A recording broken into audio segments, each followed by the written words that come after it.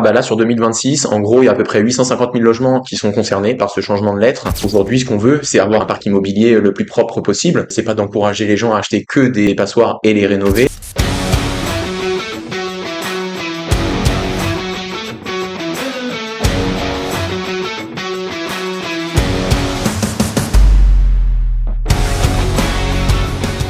Passeur thermique, DPE-F, DPE-G, c'est souvent un sujet qu'on aborde avec nos clients. Est-ce que c'est une bonne affaire ou pas? Est-ce que toi, Clément, t'as déjà des clients qui en achètent quand même des passeurs thermiques ou pas? Ouais, Greg, ça m'arrive souvent de financer des passoires. Ça peut être dans le cadre d'investissement pour la résidence principale. Pour le coup, ça peut être le bon plan parce qu'on est éligible au prêt à taux zéro, selon certaines conditions.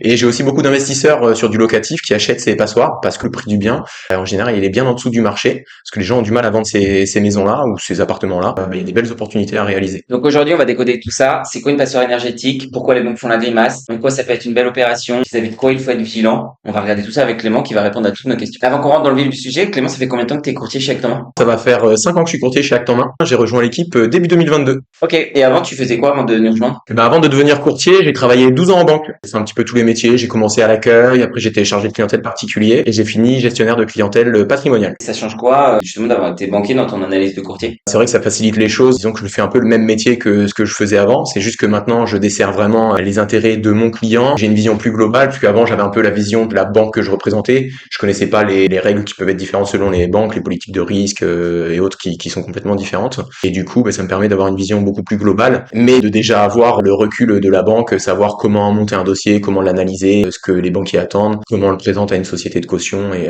c'est un vrai plus au quotidien, quoi. Ça te permet de connaître l'envers du décor. C'est ça.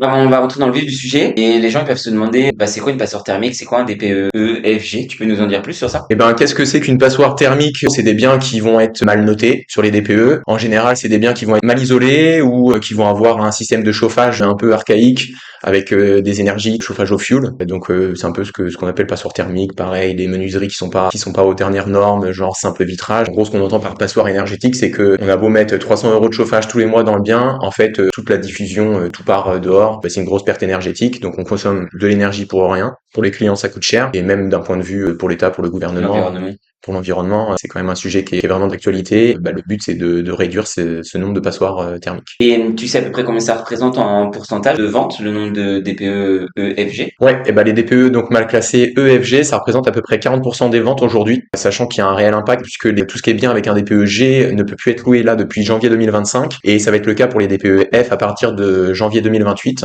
Donc c'est pour ça il y a pas mal de propriétaires qui se sont séparés de leur logement. Il y a un peu de tout comme profil, certains qui avaient pas envie de faire les travaux pour les rénover et pouvoir les louer. Il y en a d'autres qui avaient tout simplement pas les moyens de faire ces travaux et qui pouvaient plus louer leurs biens et qui ont donc décidé de les vendre. C'est pour ça qu'on a vu une accélération à ce niveau-là et que le prix des biens a un petit peu chuté sur ces DPE mal classés. Ouais, tu crois que c'était une opportunité pour les acheteurs justement? Ce type de bien qu'on a retrouvé sur le marché qu'on n'avait pas forcément avant? Il y avait des belles opportunités. Après, il faut acheter au bon prix, au bon moment. Mais pour ceux, sur lesquels il y a eu des belles décotes, c'est des biens que les nouveaux acquéreurs ont pu bien rénover. Donc, ils ont un logement qui est tout neuf, qui a été amélioré avec une meilleure performance énergétique. Ça facilite la location. Les locataires vont se diriger plutôt vers un bien qui est bien noté, qui sont un peu plus attrayants qu'un logement un peu plus ancien, quoi. Exactement. En préparant la vidéo avec toi, on s'est aperçu qu'il y avait une baisse de entre 5 et 20% sur ce type de bien. Justement, donc c'était vraiment des bonnes affaires et que des maisons des années 70 à Tours avec des notes un peu moins bonnes, on avait vraiment des belles opportunités, surtout avec les aides qu'on a aujourd'hui. Donc, je te rejoins sur ce que tu dis. Avant de parler financement, on s'est aperçu qu'il y avait des modifications sur le DPE, sur des clients qu'on a financés début 2026. Est-ce que Ouais. tu peux nous en dire plus sur cette modification?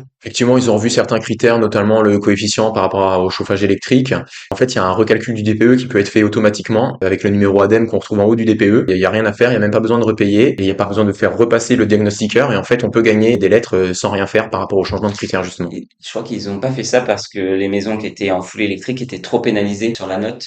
Exactement, c'est exactement ça. Et ils se sont rendus compte que l'électricité, c'était pas si mal que ça. Donc il y a des gens qui avaient un DPE F ou G et qui aujourd'hui vont se retrouver avec un DPE en E du jour au lendemain, c'est ça? C'est ça, là sur 2026, en gros, il y a à peu près 850 000 logements qui sont concernés par ce changement de lettre. Ça concerne quand même majoritairement tout ce qui va être des appartements, des studios qui sont chauffés à l'électricité. Ouais. Alors justement, parlons banque, c'est notre terrain de jeu, le financement. Mm. Qu'est-ce que ça change pour les banques, ce type de financement dans des passoires thermiques? Les banques elles vont être assez vigilantes quand même sur ces profils de financement. Pour les distinguer un peu de deux façons, puisqu'on va avoir la partie donc pour les gens qui achètent leur résidence principale et la partie d'investisseurs locatifs, puisque ça va pas être les mêmes problématiques. Sur la partie résidence principale, les banques vont vérifier que les travaux qui sont mis en place pour améliorer le DPE le sont vraiment, surtout qu'il y a des aides qui peuvent être possibles derrière, comme le prêt à taux zéro. Ça va dépendre des zones d'achat tout simplement et des revenus du couple ou de la personne qui achète. Mais bon, elles vont vraiment être vigilantes à ce que les travaux réalisés soient vraiment là pour améliorer le DPE. Si le but c'est juste de refaire une salle de bain ou une cuisine par exemple, ça va pas forcément rentrer dans les critères de la banque. Et le deuxième point de vue, ça va être tout ce qui est investisseur locatif. Là, il y a un vrai risque pour la banque. Pareil, elle va vérifier que les travaux engagés permettent vraiment d'améliorer le DPE, puisque qui dit investissement locatif dit les revenus de la location justement pour en général rembourser le crédit. Si malheureusement les gens rénovent pas leur appartement, il va devenir inlouable. Ça veut dire qu'on aura une dépense, la charge de crédit, et aucune rentrée d'argent en face. Donc il peut y avoir potentiellement un risque pour la banque. Deux choses que moi j'ai vu avec les banques, c'est que j'ai déjà eu des banques qui ont demandé le DPE d'un bien financé il y a 2 ans, parce que sur l'ADEME on retrouvait le DPE. Est-ce que les travaux ont été faits? Parce qu'ils disent que déjà le précédent bien qui a été financé, ça se trouve il a plus le droit de le louer. Et effectivement, comme tu dis, ça fait du risque de solvabilité, parce que ça se trouve en fait il a plus le droit de le louer, donc il aura plus le droit de toucher ce loyer, et en fait il pourrait être dans la difficulté. C'est vraiment un sujet d'actualité. C'est ça. Dans les DPE, je crois qu'on retrouve un peu le budget de travaux qui doit être fait pour améliorer sa note, c'est une Exactement. obligation, non? C'est ça. Et ben en fait, il y a deux types de DPE selon la note. Quand on est vraiment très très mal classé, on est obligé de faire ce qu'on appelle un DPE projeté.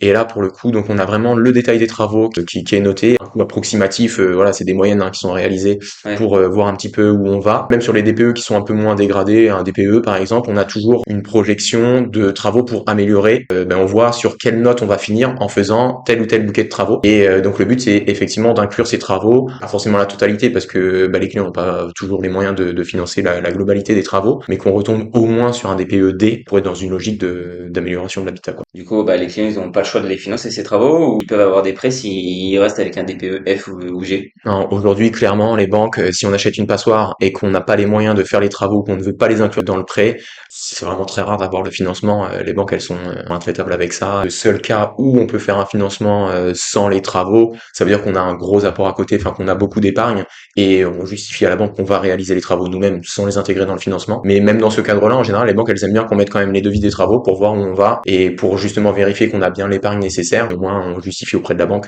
qu'on va réaliser les travaux.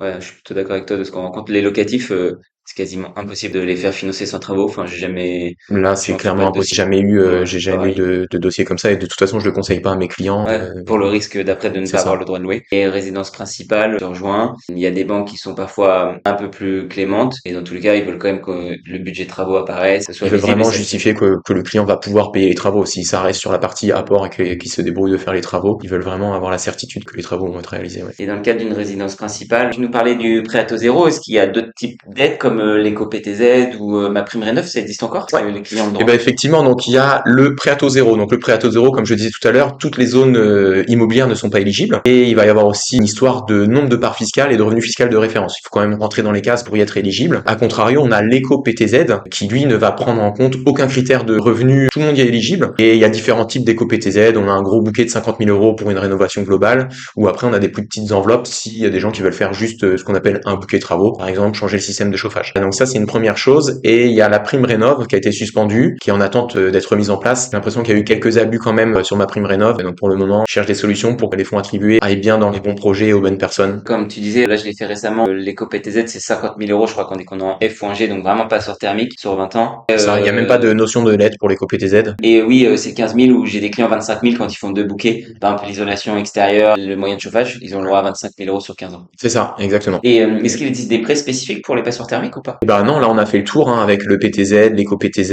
et ma prime rénov. Par contre, à contrario, on a aussi des biens, parce qu'il n'y a pas que des passoires énergétiques sur le marché, heureusement. Et à contrario, on a des banques qui vont valoriser les prêts sur des financements pour des biens qui ont des bons DPE, qui sont classés A, B ou C. Et donc on va avoir des enveloppes, on peut avoir jusqu'à des enveloppes à taux zéro dans certaines banques, ou alors avec des taux améliorés pour les biens qui sont bien notés du coup. Pourquoi les banques ils font ça? Aujourd'hui, ce qu'on veut, c'est avoir un parc immobilier le plus propre possible. C'est pas d'encourager les gens à acheter que des passoires et les rénover. Il y a aussi le parc existant et il faut aussi aussi le valoriser. Du coup, maintenant qu'on a parlé de toutes ces aides, tu peux nous dire un cas concret, qu'est-ce que ça change dans les chiffres? Justement, je voulais un petit peu revenir dessus, parce que c'est vrai qu'on n'avait pas développé forcément pour le prêt à taux zéro. Au-delà de mettre une aide en place, c'est que si on mettait pas le prêt à taux zéro, en fait, il y a beaucoup de foyers qui seraient incapables de rénover les biens immobiliers. Il faut avoir quand même conscience que le fait d'intégrer un prêt à taux zéro dans le financement, justement pour payer ses travaux, ça fait baisser la note, puisque qui dit prêt à taux zéro dit pas d'intérêt, et donc forcément on va avoir des mensualités moins importantes avec un budget de travaux qui va être lui pour le coup plus important. Moi j'ai eu le cas avec un client qui avait eu un refus de crédit il y a quelques mois, pareil un bien qui était hyper mal noté, il avait pas les moyens de faire plus de 10 000 euros de travaux dans un financement classique et il avait été mal conseillé par sa banque pour le coup, donc il était parti sur 10 000 euros de travaux seulement, il avait eu un refus de la banque parce que ça remplissait pas les cases justement dans le fameux DPE projeté où avec 10 000 euros de travaux on n'améliorait pas la note. Quand j'ai repris la main sur le dossier, finalement on a intégré 35 000 euros de travaux, qui a permis d'être en fait éligible au prêt à taux zéro. Donc on a mis 25 000 euros de financement en plus finalement pour finalement payer 10 euros de moins tous les mois. Je vais revenir sur le prêt à taux zéro. C'est pas parce qu'on met par exemple 35 000 euros de travaux qu'on va avoir 35 000 euros de prêt à taux zéro. Là pour le coup il avait une enveloppe de prêt à taux zéro qui était bien plus importante que le montant des travaux. Ça ne finance pas que les travaux. C'est un calcul qui est fait par rapport au montant du bien. Enfin voilà, il y a des grilles qui sont faites. J'entends des clients qui pensent que le prêt à taux zéro c'est pour financer les travaux. Exactement. Pas du tout. En fait, c'est une enveloppe globale, elle peut représenter bien plus que le montant des travaux lui-même. Du coup, mais ça permet vraiment de faire baisser la note. Ce client-là, je lui ai fait économiser plus de 50 000 euros au global, au final, entre 25 000 euros de travaux qu'il a eu en plus et les 25 000 euros d'intérêt qu'il a payé en moins. Donc, il a gagné 50 000 euros dans l'histoire. C'est pas mal. C'est clair. Souvent, je dis à mes clients pour le prêt à taux zéro, justement. Alors, l'éco-PTZ, tout le monde y a le droit. Par exemple, quand on est sur des maisons dans notre première couronne sur Tours, l'État n'a pas forcément mis de prêt à taux zéro parce que de toute façon, la maison, elle serait rénovée. Mais dès qu'on va s'éloigner un peu dans certains villages à 50 km de Tours, si on n'aide pas les gens pour leur donner un plus gros budget pour des travaux, la maison, elle peut rester en mauvais état ou elle serait pas forcément bien réhabilitée. C'est grâce à ce prêt à taux zéro que les gens, en fait, ils ont 20-30 000 euros gratuits. C'est ça. À cette maison qui était plus dans l'air du temps ou en tout cas avec une consommation trop importante. En fait, grâce à ça, ça la remet dans le marché et c'est ce que souhaite l'État. Exactement. Et tu fais bien de le préciser, ouais, c'est plutôt sur des zones rurales ou semi-rurales sur lesquelles on a l'éligibilité au prêt à taux zéro. Prêt à taux zéro, c'est en zone rurale, c'est en zone C.